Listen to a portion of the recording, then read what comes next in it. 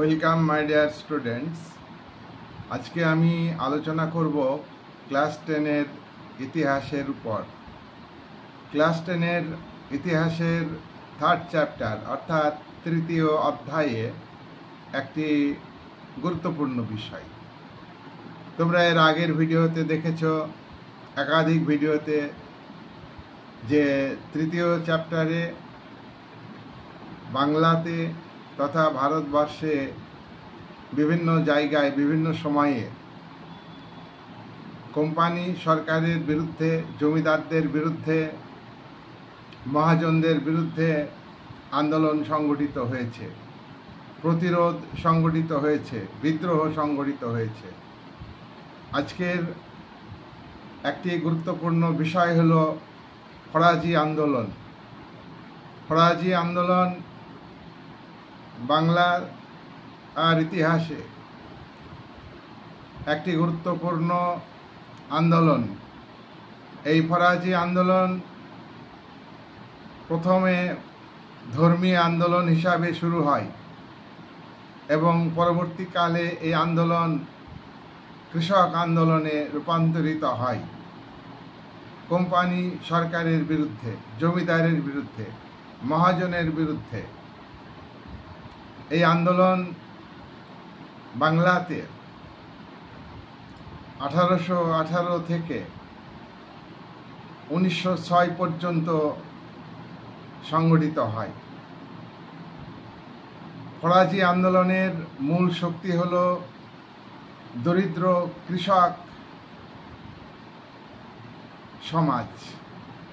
দরিদ্র কৃষকরা স্থানীয় জমিদারদের বিরুদ্ধে, মহাজনদের বিরুদ্ধে, অত্যাচারী নীলকুঠি সাহেবদের বিরুদ্ধে সংগঠিত হয়েছে। এই আন্দোলনের নেতৃত্ব দিয়েছেন হাজী শরীয়ত উল্লাহ।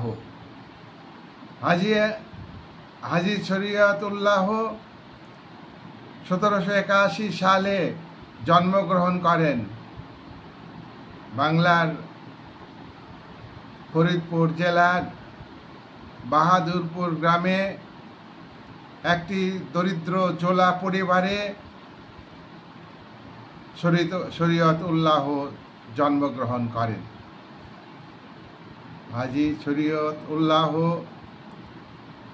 একনিষ্ঠভাবে ইসলাম ধর্মকে ভালোবাসেন, কোরআনের নির্দেশকে পালন করেন এবং কোরআনকে মেনে চলার নির্দেশ মুসলমান সমাজের কাছে পৌঁছে দেন। ইসলাম ধর্মতত্ত্ব সম্পর্কে তিনি বিশেষ জ্ঞান লাভ করেন। ফরিদপুর থেকে হাজী শরীয়ত উল্লাহ কলকাতাতে মত্তলানা বাসারত আলীর মক্তবে ভর্তি হন। মত্তলানা বাসারত আলীর মক্তবে হাজী শরীয়ত উল্লাহ ইসলাম ধর্ম সম্পর্কে, ফার্সি ভাষা সম্পর্কে, আরবি ভাষা সম্পর্কে জানার জন্য ভর্তি হন। তিনি তারপর হুগলি জেলার ফুরফুরাতে ইসলাম ধর্ম এবং আরবি ফার্সি ভাষা সম্পর্কে জানার জন্য 2 বছর পড়াশোনা করেন। 1799 সালে অর্থাৎ 18 বছর বয়সে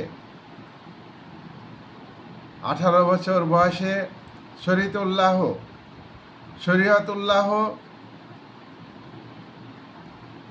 তোমার মত্তলানা বাসারত আলীর সঙ্গে মক্কায় হজ করতে যান। মক্কায় হজ করতে গিয়ে তিনি ইসলাম ধর্ম সম্পর্কে ব্যাপকভাবে জ্ঞান লাভ করেন, ইসলাম ধর্মের মূল নীতিগুলি সম্পর্কে অবহিত হন। তারপর মক্কা থেকে কায়রোতে তিনি আজহার ইউনিভার্সিটিতে ভর্তি হন। আজহার ইউনিভার্সিটিতে তিনি ভর্তি হয়েছেন।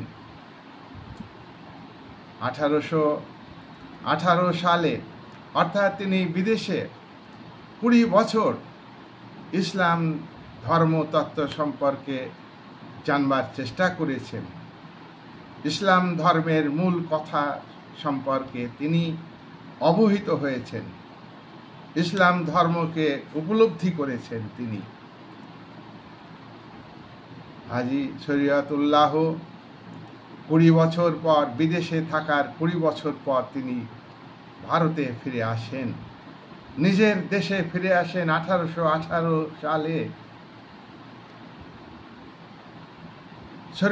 শরীয়তুল্লাহ আদর্শ কি? তিনি বলেছেন ইসলাম ধর্মের আদর্শ, তিনি তিনি তিনি আন্দোলন সংগঠিত করেছেন ইসলাম ধর্মকে বিশুদ্ধ করবার জন্য। সেই আন্দোলন হলো ফরাজি আন্দোলন। ফরাজি শব্দের অর্থ হলো ইসলাম নির্দিষ্ট কর্তব্য পালন করা বাধ্যতামূলক। ইসলাম যে নির্দেশ দেন, ইসলাম যে নির্দেশ দেন সেই নির্দেশকে পালন করতে হবে। যারা ইসলাম ধর্মের অনুগামী, ইসলাম ধর্মকে শ্রদ্ধা করেন, ইসলাম ধর্মাবলম্বী, তারা ইসলামের নির্দেশকে পালন করবেন। এটাই হলো ফরাজি শব্দের অর্থ। ফরাজি শব্দের অর্থ সম্পর্কে হাজী শরীয়তুল্লাহ তিনি উপলব্ধি করেন। শরীয়তুল্লাহ তিনি ইসলাম ধর্মকে সংশোধন করবার চেষ্টা করেন। তিনি বলেন যে ইসলাম ধর্মে অন্য ধর্ম থেকে অনেকে ধর্মান্তরিত হয়েছেন, ইসলাম ধর্মের নির্দেশকে তারা অমান্য করছেন, ইসলাম ধর্মকে কলুষিত করছেন। ইসলাম ধর্মের মানুষেরা হিন্দু এবং মুসলমান পাশাপাশি বসবাসের ফলে অনেক মুসলমান সম্প্রদায়ের মানুষ তারা ইসলাম ধর্মের রীতিনীতিকে, হিন্দু ধর্মের রীতিনীতিকে মান্য করে। শরীয়তুল্লাহ বলেন হিন্দু ধর্মের রীতিনীতি ত্যাগ করতে হবে,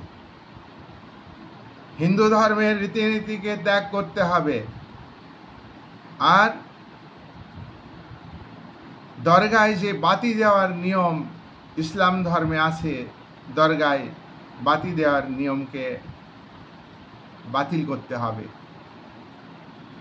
ইসলাম ধর্মকে একনিষ্ঠভাবে পালন করতে হবে। ঈশ্বর একটাই। শরীয়তুল্লাহের আদর্শ হলো কি, যে তিনি একেশ্বরবাদী, তিনি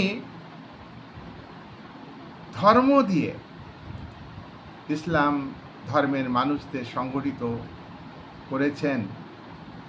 তিনি তিনি তিনি যে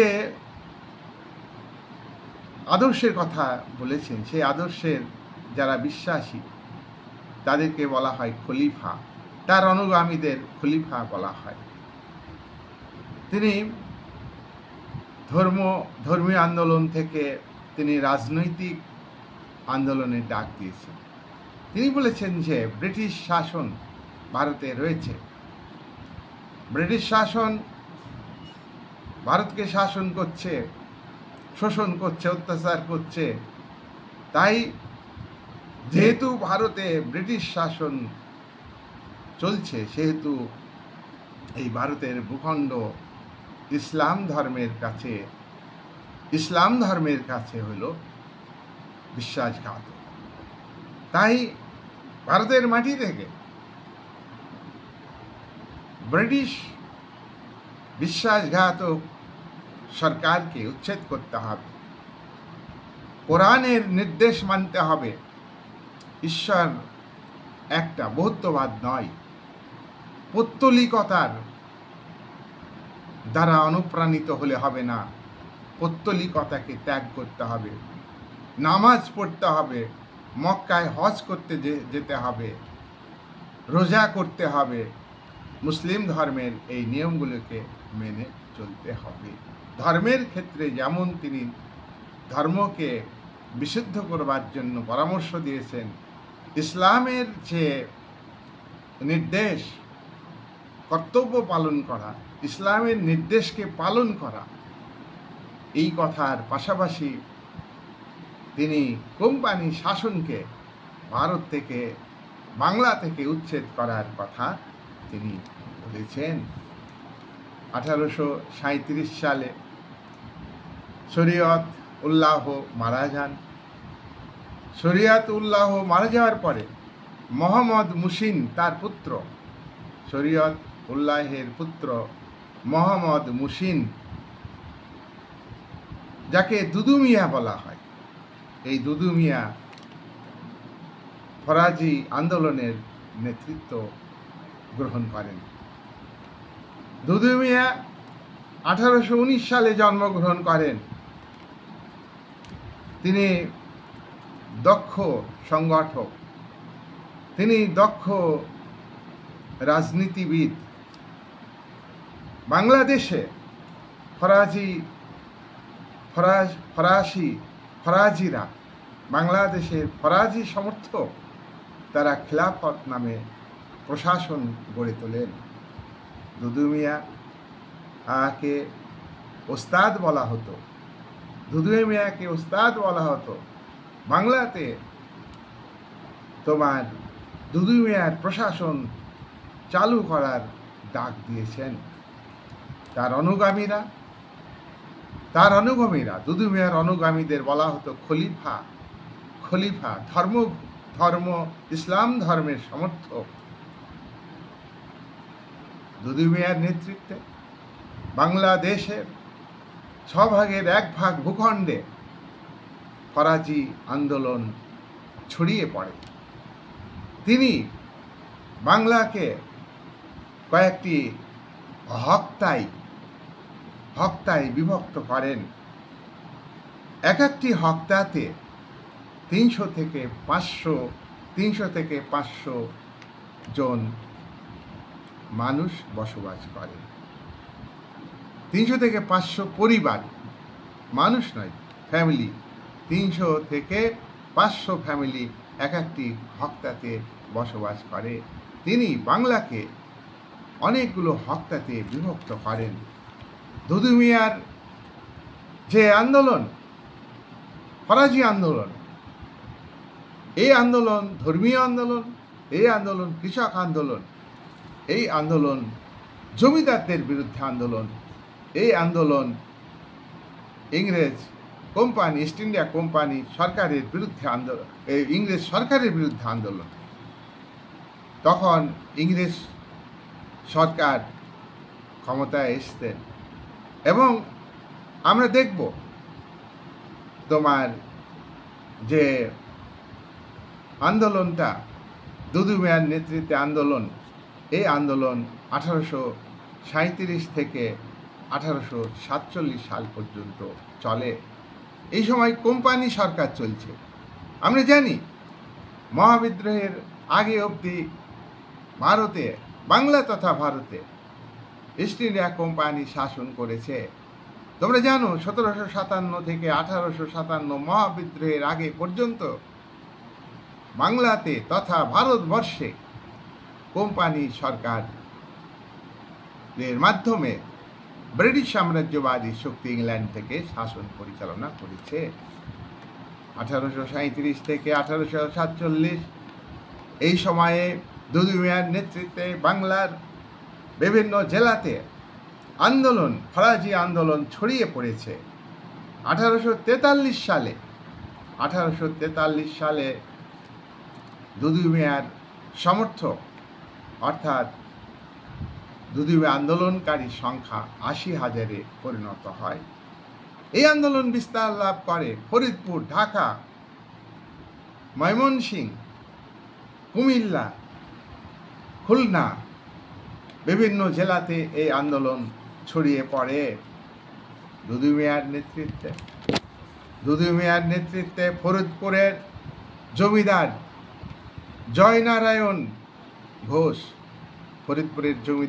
জয়নারায়ণ ঘোষের বিরুদ্ধে আন্দোলন সংগঠিত করেন। ফরিদপুরের আরেকজন জমিদার মদন নারায়ণ ঘোষ, তার বিরুদ্ধে দুদু মিয়ার বাহিনী, খলিফা সম্প্রদায় তারা অভিযান করে, তারা আক্রমণ করে, আগুন জ্বালিয়ে দেয়, ভাঙচুর করে, লুটপাট করে। 1846 সালে নীলকর সাহেবদের নীলকুঠিতে আগুন জ্বালিয়ে দেয় দুদু মিয়ার অনুগামীরা, দুদু মিয়ার সমর্থকরা।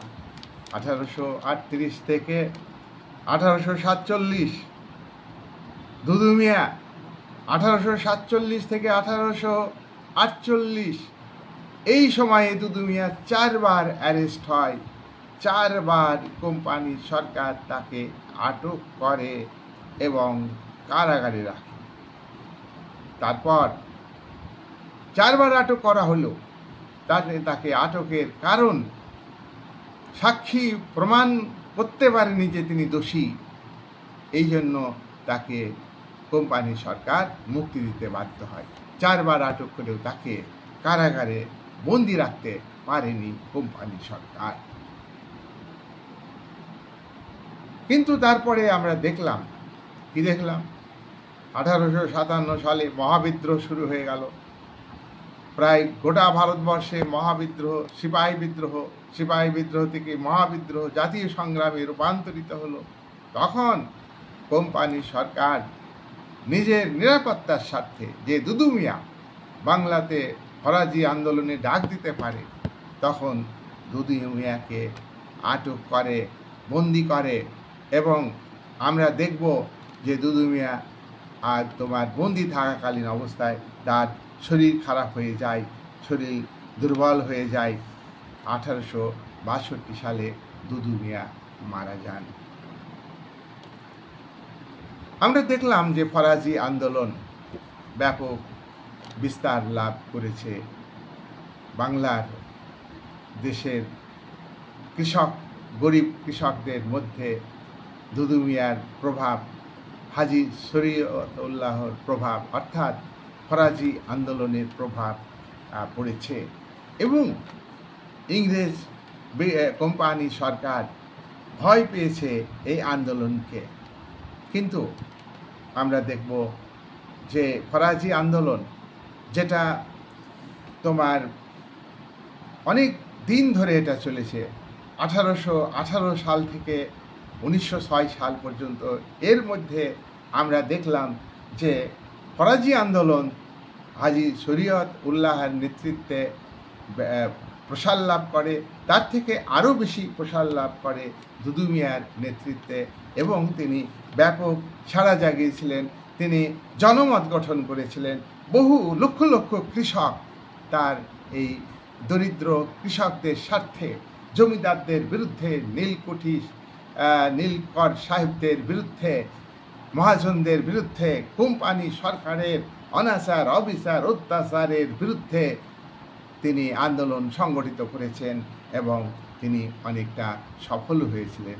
কিন্তু তাকে মহাবিদ্রোহের সময় ব্রিটিশ সরকার নিজের নিরাপত্তার স্বার্থে তাকে বন্দি করলে 1862 সালে দুদু মিয়ার মৃত্যু হয় এবং তারপর ফরাজি আন্দোলনের দায়িত্ব গ্রহণ করেন তারই পুত্র নোয়া মিয়া। নোয়া মিয়া ছিলেন দুর্বল। তারপর আমরা দেখব যে ফরাজি আন্দোলন আস্তে আস্তে ঝিমে তালে বন্ধ হয়ে গিয়েছে। এই যে একটা সাময়িক আন্দোলন, একটা আঞ্চলিক আন্দোলন, এই আন্দোলনটা শেষ পর্যন্ত আমরা দেখলাম যে ব্যর্থ হয়ে গেল। ব্যর্থতার কারণ আছে নিশ্চয়ই। ১ নাম্বার কারণ, দেখো কোম্পানি সরকারের যে শক্তি, সেই শক্তি তোমার ফরাজি আন্দোলনের সমর্থক খলিফাদের, দুর্বল দরিদ্র কৃষকদের ছিল না। তাদের যে শক্তি, কোম্পানি সরকারের বিরুদ্ধে লড়াই করার শক্তি, কোম্পানি সরকারের পাশাপাশি মহাজন, জমিদার এবং নীলকর সাহেব অত্যাচারী, তাদের বিরুদ্ধে আন্দোলন করার মতো শক্তি দরিদ্র কৃষকের ছিল না। এই কারণেও এই ফরাজি আন্দোলন ব্যর্থ হয়েছে। নাম্বার 2, এই আন্দোলনটা ছিল রক্ষণশীল। এই আন্দোলনে একটা ধর্মীয় বিষয় ছিল। ধর্মীয় বিষয় থাকার ফলে পৌত্তলিকতার বিরোধিতা করেছে, যার ফলে হিন্দুরা এই আন্দোলনে সামিল হতে পারেনি, দরিদ্র হিন্দুরা। এই আন্দোলন তোমার যারা ইসলাম ধর্মে নতুন এসেছে, তারা ইসলাম ধর্মের আচরণ মেনে চলছে না, তার ফলেও এই আন্দোলনটা তারা সমর্থন করতে পারেনি। অনেকেই এই আন্দোলন থেকে দূরে থেকেছে। দরগায় প্রদীপ দেওয়ার যে বিষয়, এটা ইসলাম ধর্মের একটা অংশের মানুষ তারা দিত, তারাও কিন্তু এতে ক্ষুব্ধ হয়েছে। তাই এই আন্দোলনের মধ্যে একটা প্রোগ্রেসিভ মানসিকতা, প্রোগ্রেসিভ হিন্দু, মুসলমান, খ্রিস্টান, জৈন সবাই জাতি ধর্ম নির্বিশেষে এই আন্দোলনে সামিল হবে, এই যে আহ্বান, এই ডাক শরীয়তুল্লাহ দিতে পারেননি। এই ডাক দিতে পারেননি দুদু মিয়া, যার ফলে এই আন্দোলন হচ্ছে রক্ষণশীল আন্দোলন। আর পাশাপাশি রক্ষণশীল সমাজ, এই যে ইসলাম নির্দেশিত পথে তোমার চলতে হবে, মানে একটা পরিবর্তনকামী একটা দৃষ্টিভঙ্গি ইসলাম ধর্মের, রক্ষণশীলতার হাত থেকে ইসলাম ধর্মকে বাঁচাতে হবে, অবক্ষয়ের হাত থেকে বাঁচাতে হবে। ইসলাম ধর্মের কোরআনে যে ব্যাখ্যা আছে, কোরআনের যে সায়েন্টিফিক ব্যাখ্যা আছে, ইসলাম ধর্ম তত্ত্বে যে ব্যাখ্যা আছে, সেই বিষয়গুলিকে অনেকেই রক্ষণশীল মুসলিমরা মেনে নিতে পারেনি। হজ করতে হবে, হজ করতে গেলে অর্থনৈতিক সঙ্গতি থাকা দরকার, এটা অনেকেই ইসলাম ধর্ম মেনে চললেও তারা কিন্তু মেনে নিতে পারেনি। নাম্বার 3,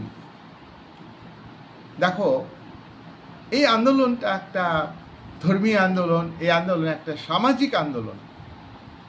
ব্যাপকভাবে বাংলার সমাজে ইসলাম ধর্মের মানুষের মধ্যে আলোড়ন সৃষ্টি করেছিল। আর ইংরেজ সরকার এ দেশে আছে, বাংলাতে আছে, ভারতে আছে, তাই ভারত স্থানটা বিশ্বাসঘাতকের স্থান। এই যে বক্তব্য, এই বক্তব্য না করে সরাসরি ব্রিটিশ সাম্রাজ্যবাদী ইস্ট ইন্ডিয়া কোম্পানি উপনিবেশিক শক্তির বিরুদ্ধে লড়াই করলে বেশি মানুষের সমর্থন পাওয়া যেত। এটা কিন্তু রাজনৈতিক চেতনার অভাব। খলিফা ধর্মের সঙ্গে যুক্ত, তাহলে এখানে ধর্মকে প্রাধান্য না দিয়ে মূলত ব্রিটিশ সাম্রাজ্যবাদী শক্তির বিরুদ্ধে, ইস্ট ইন্ডিয়া কোম্পানি শক্তির বিরুদ্ধে, শোষকের বিরুদ্ধে, জমিদার মহাজন অত্যাচারী নীলকর সাহেবদের বিরুদ্ধে, বঞ্চনার বিরুদ্ধে সমস্ত মানুষকে ঐক্যবদ্ধ করবার যে ডাক, আহ্বান, সেই যে পলিটিক্যাল কনসাসনেস এই আন্দোলনের মধ্যে অভাব ছিল। 4 নম্বর, এই আন্দোলনের প্রধান নেতা দুদু মিয়া, আমরা লক্ষ্য করেছি দুদু মিয়ার ডাকে লক্ষ লক্ষ দরিদ্র কৃষক, মুসলিম কৃষক সাড়া দিয়েছেন, ঐক্যবদ্ধ হয়েছেন। কোম্পানি সরকারের ঘুম কেড়ে নিয়েছিল, এবং ব্যাপক বিস্তার করেছিল। কিন্তু দুদু মিয়া ব্যক্তিগত জীবনে খুব একটা ভালো মানুষ ছিলেন না। ব্যক্তিগত জীবন তার কলুষিত জীবন। তিনি 18টা বিয়ে করেছেন। এটা ইসলাম ধর্মের অনেক মানুষই দুদু মিয়াকে সমর্থন করেননি। দুদু মিয়ার মধ্যে একটা স্বচ্ছতার অভাব, একটা নারী আসক্তি, এটা ইসলাম ধর্মের বহু মানুষের কাছে খারাপ বলে মনে হয়েছে। তাহলে দুদু মিয়া একটা বিশাল ব্যক্তিত্ব, এটা বলা যায় না। এই কারণেও আন্দোলন ব্যর্থ হয়েছে। 5 নম্বর, দুদু মিয়ার অনুগামীরা অনেক মানুষকে ভয় দেখিয়ে দলে টেনেছেন, দলভুক্ত করেছেন, খলিফা সম্প্রদায়ের দলে যুক্ত করেছেন ভয় দেখিয়ে। ভয়ে ভক্তি বেশি দিন থাকে না। তিনি যদি নেতৃত্ব যথাযথভাবে দিতেন, তাহলে হিন্দু মুসলিম জাতি ধর্ম নির্বিশেষে সমস্ত মানুষ, তার কারণ আন্দোলনের একটা লক্ষ্য ছিল কোম্পানি সরকারকে উচ্ছেদ করা। আন্দোলনের মূল লক্ষ্য ছিল শোষণের বিরুদ্ধে লড়াই করা, মহাজনের শোষণের বিরুদ্ধে লড়াই করা, জমিদারদের শোষণ এবং অত্যাচারের বিরুদ্ধে লড়াই করা। এই লড়াইয়ে ডাক সবাই দেবে, এটা বোঝাতে হবে মানুষকে। দুদু মিয়ার অনুগামীরা তা করেনি, ভয় দেখিয়েছে, ফোর্স প্রয়োগ করেছে, আমাদের দল করতে হবে। 6 নম্বর, দুদু মিয়া মারা যাওয়ার পরে যোগ্য নেতৃত্ব দেওয়া দরকার। যে কোনো আন্দোলনে দেখবে যে যোগ্য নেতৃত্ব থাকতে হবে। নেতা না থাকলে আন্দোলন পরিচালনা করবে কে? তাই আমরা এই ফরাজি আন্দোলনে দেখলাম দুদু মিয়া মারা যাওয়ার পরে তার যে ছেলে নোয়া মিয়া, তিনি যোগ্য ছিলেন না। তার পরবর্তীকালে এই আন্দোলনের যোগ্য নেতৃত্ব আমরা দেখতে পাইনি। কিন্তু আন্দোলন ব্যর্থ হয়েছে ঠিকই, কিন্তু পাশাপাশি কথা মনে রাখতে হবে, আমরা চোখে দেখেছি কোম্পানি সরকার নির্মম অত্যাচারের মাধ্যমে, পুলিশি ব্যবস্থার মাধ্যমে, মিলিটারি ব্যবস্থার মাধ্যমে কঠোর হাতে ডান্ডা মেরে ঠান্ডা করে দিয়ে আন্দোলনকে বন্ধ করেছে ঠিকই। কিন্তু এই আন্দোলনের মধ্যে একটা ধর্ম সংস্কার, একটা মনোভাব, ধর্মকে রক্ষণশীলতার হাত থেকে বাঁচার জন্য যে একটা লড়াই, জেহাদ, সেটা কিন্তু তাৎপর্যপূর্ণ। সামাজিক ক্ষেত্রে একটা অন্যায়ের প্রতিবাদ করা, সামাজিক দরিদ্র কৃষক মানুষের আর্থিক অবস্থার উন্নতি, তাদের সামাজিক মর্যাদা বৃদ্ধির জন্য এই আন্দোলনের তাৎপর্য গুরুত্বপূর্ণ। এই আন্দোলন তা গুরুত্বপূর্ণ। অত্যাচারের বিরুদ্ধে একটা লড়াই, সাধারণ মানুষের লড়াই, এটাও তাৎপর্য। আর্থিক শোষণের বিরুদ্ধে লড়াই, মহাজনদের কারচুপি, মহাজনদের বিভিন্ন যে কৌশল শোষণের, তার বিরুদ্ধে লড়াই। এইভাবে আমরা দেখব যে এইটা ধর্মীয় আন্দোলন হলেও পরবর্তীকালে দরিদ্র কৃষক সম্প্রদায়ের আন্দোলন পরিণত হয়েছে। তাই ফরাজি আন্দোলন বাংলা তথা ভারতের ইতিহাসে একটি গুরুত্বপূর্ণ বিষয়। এই বলে আজকের ভিডিও আমি শেষ করলাম।